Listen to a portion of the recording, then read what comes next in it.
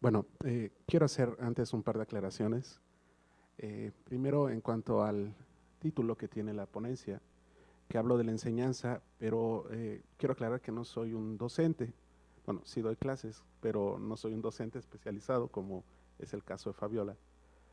Pero sí he sido un dibujante a lo largo de mi desarrollo profesional y un diseñador que me he dado cuenta de la necesidad de dibujar en todos los ámbitos del desarrollo y de los procesos del diseño de la arquitectura de paisaje, desde la enseñanza en las universidades, en los posgrados, en los diplomados y en las diferentes instancias donde ahora se imparte la arquitectura de paisaje, y también como un profesional en los talleres, en los despachos, en las instituciones, en las dependencias, donde es necesario la arquitectura de paisaje. Los profesionales dedicados y especializados en la arquitectura de paisaje.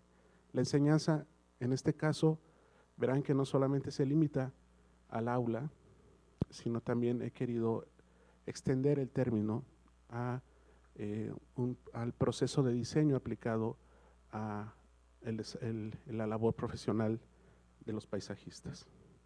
Quiero también aclarar que voy a leer, que me ha costado mucho trabajo dejar de dibujar para tener en texto los conceptos que quiero mostrarles.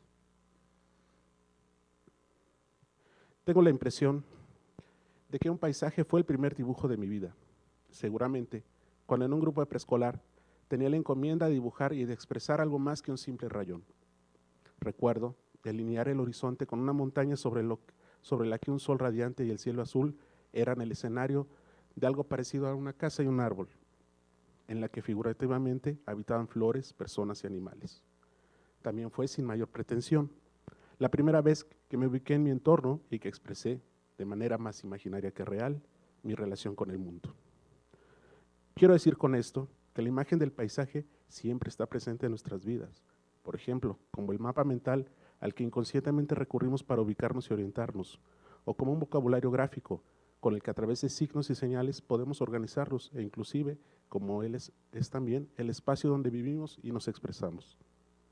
Pero para quienes hemos elegido estar involucrados en la disciplina del diseño de la arquitectura de paisaje, es uno de los referentes más elementales y representativos de nuestra actividad.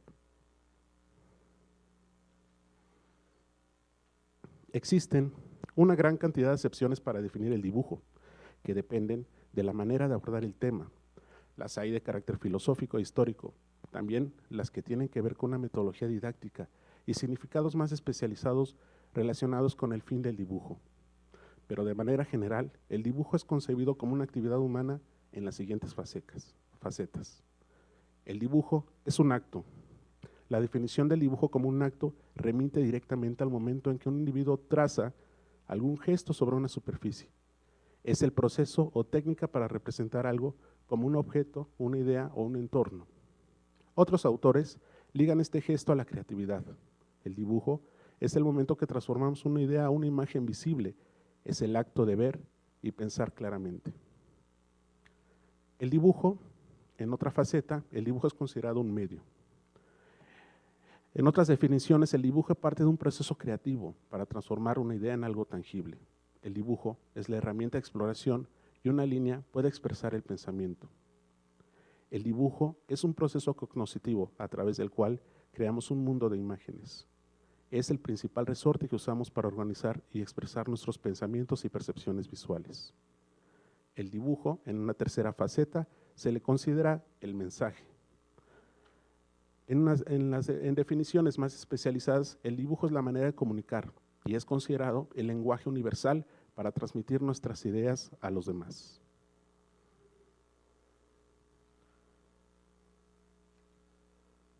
En consecuencia, hablaremos primero de que el paisaje es un dibujo. Pero más allá de su significado, el dibujo ha sido determinante para la evolución de la humanidad y ha permitido al hombre percibir, comprender e interpretar el espacio y los objetos.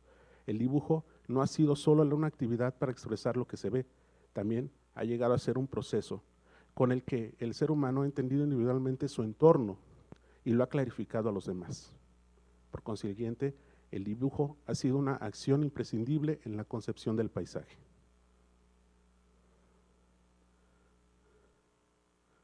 El hombre interpreta su entorno.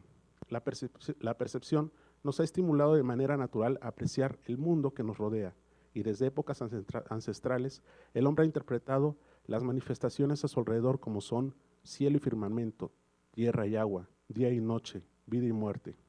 De manera particular, todos los elementos y fenómenos visibles de la naturaleza fueron dotados de un significado con los que los identificaba en particular, pero a la vez estructuró un gran conjunto al que llamó universo, cuya raíz etimológica significa uno y todo lo que rodea.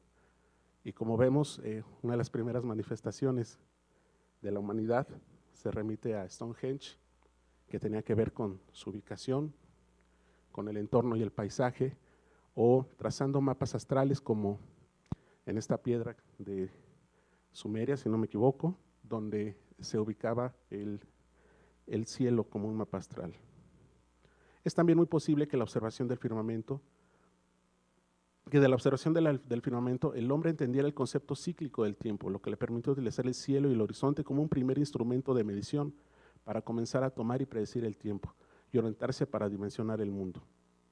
El conocimiento adquirido del entorno fue inicialmente registrado en gestos abstractos que gradualmente se transformaron en mapas.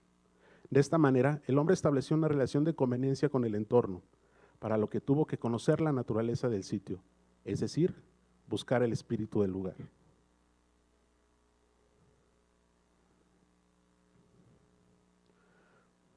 Buscar el espíritu del lugar para el entendimiento del potencial de la perfección natural del sitio.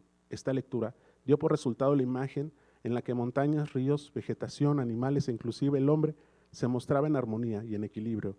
Esta visión es a la que llamamos paisaje y genera la filosofía de vida de muchas culturas de la humanidad.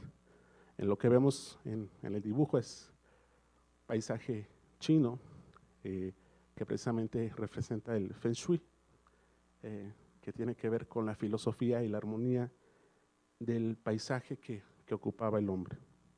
Pero al evolucionar el pensamiento, el hombre buscó representar de manera más simbólica sus conceptos de vida. Una de las manifestaciones más importantes de dicha búsqueda fue el jardín. El concepto del jardín puede existir en el imaginario y mostrar un escenario etéreo y perfecto, como el jardín del Edén o el paraíso, pero también como un espacio real en el que se recrea alguna temática de contemplación. En ambos casos, las formas de jardín estructuran de manera jerárquica los diferentes elementos que lo componen.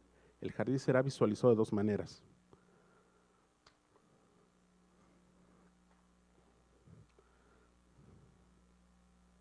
La primera, muy difícil de apreciar a simple vista, que lo muestra de manera axonométrica como un gran mosaico ornamental. Y la segunda, como un escenario emocional dispuesto a ser captado por los sentidos del espectador. En ambos casos, el jardín es metáfora de la vida y pensamiento de la humanidad. El hombre expresa su entorno.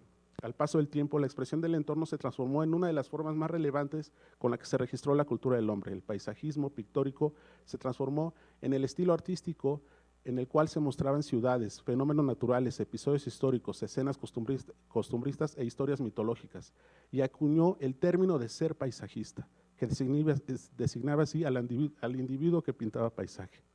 El paisajismo evolucionó a la par de las bellas artes, y desde la representación idílica pero realista, característica del romanticismo del siglo XVII, evolucionó cuando los autores encontraron la luz y la atmósfera, encontraron en la luz y la atmósfera los principales motivos para seguir experimentando y lograr posteriormente con el movimiento impresionista que las formas de los paisajes fueran totalmente desmaterializados, con el afán de encontrar la esencia de la luz y el color.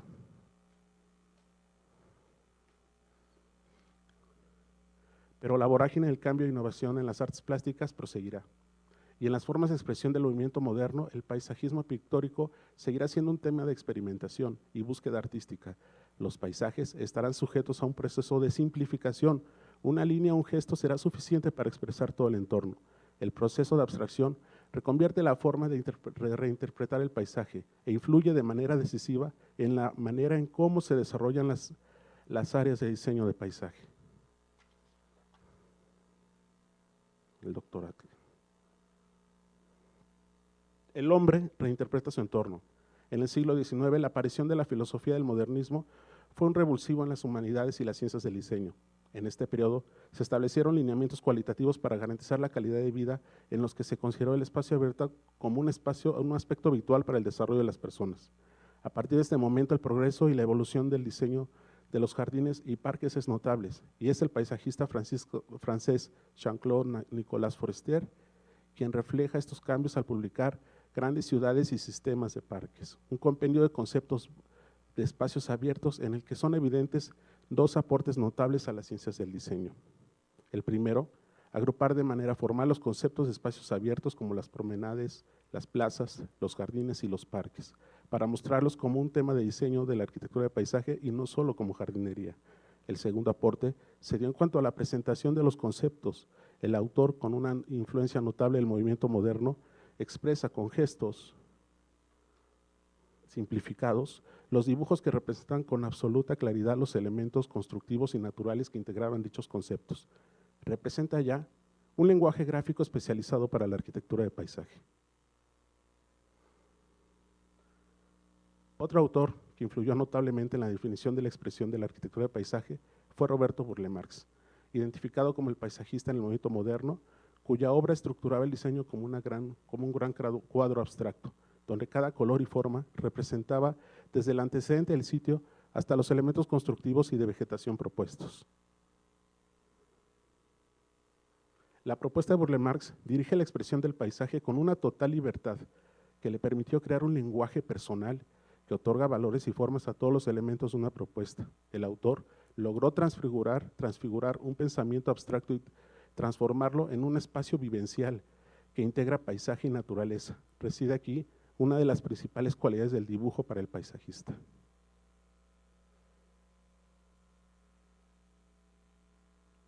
La irrupción de la tecnología en el dibujo. Hasta tiempos muy recientes, el dibujo era considerado un proceso totalmente manual. Se llevaba a cabo de manera convencional con un instrumental de dibujo y sobre una hoja de papel cuyo tamaño era predeterminado por ergonomía, es decir, por el alcance físico del dibujante y sus instrumentos. Y aunque aún es posible hacerlo de esa manera, la irrupción de la tecnología a finales del siglo XX revolucionó los procesos de diseño como anteriormente los movimientos culturales e históricos influenciaron a los diseñadores.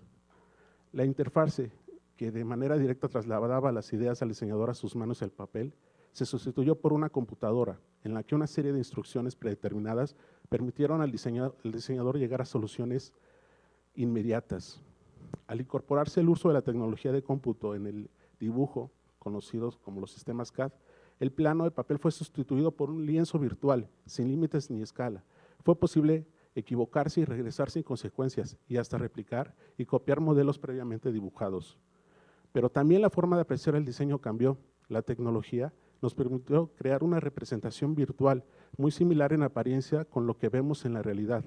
Ver el proyecto desde todas las visuales posibles y presentarlo de día y de noche. Sin duda alguna, un notable avance en comparación de los métodos convencionales.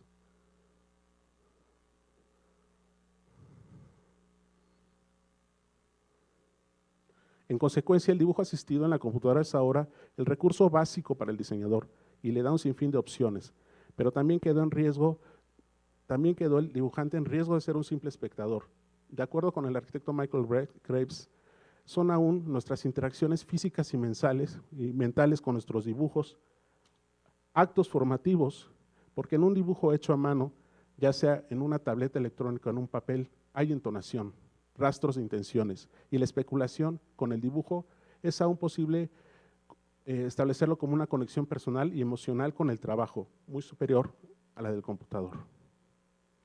Dibujar paisaje. Comprensión gráfica o representación gráfica. Para un diseñador, el dibujo es su lenguaje y lo posibilita expresar sus ideas en formas tangibles que manifiestan la esencia del tiempo y el espacio que los inserta en su obra. A partir de esa premisa, el dibujo se ha considerado convencionalmente en la enseñanza y en la labor del diseño como la representación gráfica de lo que vemos o imaginamos. Es un método basado en la intuición y la observación específica. Es un proceso de ida y vuelta, es decir, de ensayos, de acciones repetidas que requiere la revisión constante de dicho proceso. Sin embargo, este ha evolucionado con el avance de la tecnología y los medios, con el avance de la tecnología de los medios gráficos, situación que aumenta de manera extraordinaria las posibilidades del diseñador hasta inclusive llegar a la realidad virtual. Lo que nos hace reflexionar acerca de la vigencia del dibujo en los procesos creativos. ¿Es aún el dibujo la herramienta más eficiente que tiene el diseñador? Si partimos de la idea mencionada de considerar el dibujo como representación gráfica, es muy probable que la tecnología sea mucho más eficiente. Pero si se utiliza como un instrumento de comprensión gráfica, ¿podría el diseñador tener un manejo eficaz y responsable de los medios que tiene a su alrededor? ¿Qué lugar ocupa el dibujo en la implementación de las nuevas tecnologías? Nuevamente, para el arquitecto Michael Graves, la labor del arquitecto no puede separarse del dibujo, aún teniendo y utilizando la tecnología, y más específicamente los programas de diseño de computadora.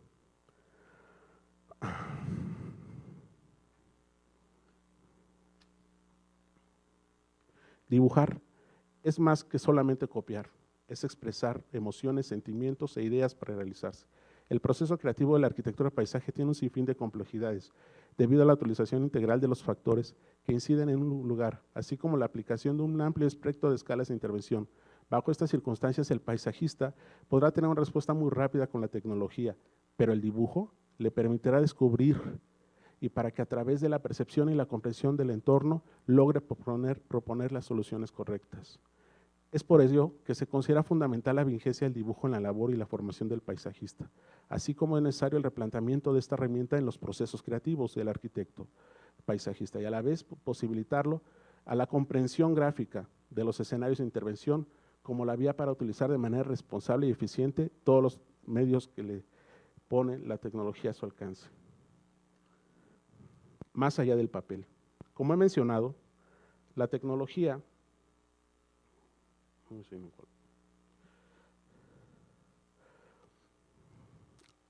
la revolución de los procesos de diseño ha rebasado todas las definiciones y metodologías convencionales del mismo y nos obliga a replantearnos uno de sus fundamentos. La acción de dibujar para diseñar se tiene que referir y plasmar exclusivamente al papel. El dibujo ya no es solo la acción de trazar un gesto en el papel, sino que también posibilita al diseñador a encontrar mejores ideas. Al incursionar el terreno de la enseñanza, el dibujo puede ser reconocido como el camino para descubrir, asombrarte e imaginar.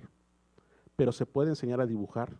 Se dice que hay saberes que no pueden ser enseñados, sino han de ser transmitidos. En su aspecto, el arquitecto Enrique Miralles, arquitecto y catedrático español, estaba de acuerdo asegurando que para poder transmitir la experiencia del alumno, debe tener cierta madurez. Y es por ello que Miralles asusaba a sus alumnos enfáticamente. Lo único que hace el arquitecto son dibujos, no dibujas edificios, dibujas intenciones, intuiciones y alguna vez ideas que van dando forma a los proyectos. Dibujar no es solo dibujar, es cortar, buscar, pegar, mezclar, amontonar, gritar, mirar. ¿Es posible mantener la convicción de aprender a diseñar dibujando? Creo que sí. Pues no solo es una herramienta, pues no solo es necesario aprender a dibujar, sino a utilizar el dibujo como una herramienta creativa, entenderlo como un proceso integral de recursos ilimitados a la imaginación. Es decir, dibujar es parte de aprender, de descubrir y finalmente de expresar. Debo aclarar que no es un discurso en contra del avance de la tecnología, tampoco se pretende regresar al pasado. Más bien la frase más allá del papel se refiere a ampliar la definición del dibujo como una forma sensible de interacción que posibilita al paisajista tener el control y el manejo eficiente de los recursos con los que ahora cuenta. Y me hubiera gustado mucho tener las fotos de Fabiola, ¿no? Donde precisamente el término de ampliar el dibujo, no solamente como una forma o como un gesto en un papel, es evidente en las metodologías que ustedes ya siguen. Dibujar paisaje. En la enseñanza del dibujo siempre se inicia por lo más elemental, es aprender a representar formas genéricas, círculos, triángulos y cuadrados, para posteriormente transformarlos a sólidos. Pero ¿qué pasa con el espacio vacío, con lo externo que está afuera? Es entonces lo que cobra aquí el sentido de la importancia de dibujar paisaje, la arquitectura del vacío como lo llama Villarroel, o el espacio negativo como lo manejó Edwards. En este paso, la modalidad cerebral en que la educación formal fortalece únicamente al hemisferio izquierdo del cerebro, en el que está lo lógico, lo secuencial, lo aritmético, Deja a un lado la modalidad del hemisferio derecho, la intuición, la imaginación, la creatividad y la especialidad. Esta última habilidad es fundamental para desarrollar el arte del dibujo. Así pues, se puede cuestionar en qué etapa de la educación formal se enseña a dibujar, y es entonces cuando un vacío queda en la mente. Es precisamente la arquitectura del vacío la que hace diferente el dibujar paisaje a otras disciplinas. Los espacios negativos son amorfos, porque la lógica al cerebro se le complica reconocer las cosas, pues lo que siempre busca el cerebro son formas y figuras reconocibles a lo que está acostumbrado, a reconocer pues lo que fue aprendido. En consecuencia, aprender a mirar en el vacío es como la imaginación va construyendo formas y aprende a ver con la modalidad del hemisferio derecho del cerebro. Enseñar a dibujar para aprender a ver. El aprender a ver solo se puede hacer a partir de la curiosidad del observador, pues empieza a mirar las relaciones espaciales entre las formas, líneas, colores, luces, sombras y detalles. Todo un lenguaje que tiene que tiene que percibir para expresar en un soporte la interpretación de lo observable, es decir, de lo que le permite relacionar todos los componentes del paisaje, de cómo interactúan unos con otros, y los que tiene que dibujar, pues las ideas que surgen son fugaces, atraparlas, aprenderlas, para después convertirlos en un recurso paisajístico. El arquitecto italiano Carlo Scarpa hace una referencia a la importancia del dibujo en el proceso de diseño, dibujo para ver. Es este proceso de aprender a ver lo que nos permite descubrir el paisaje, y para eso no es necesario aprender a determinar la escala, es necesario aprender a determinar la escala del trabajo, construir mentalmente límites y fronteras y establecer interfaces que se traslapan y dan como resultado el espacio y el argumento para el paisajista.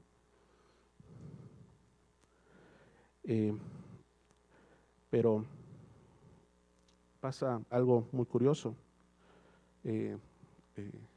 Es muy importante el dibujo, y más el sentido del dibujo en un sentido amplio, pero resulta que la mayor parte de las instituciones, escuelas, en las cuales se imparte la arquitectura de paisaje, pues solamente encontré que en la unidad académica de arquitectura de paisaje, el dibujo expresado como técnicas de representación está reconocido o está incluido en un programa de enseñanza de la arquitectura de paisaje.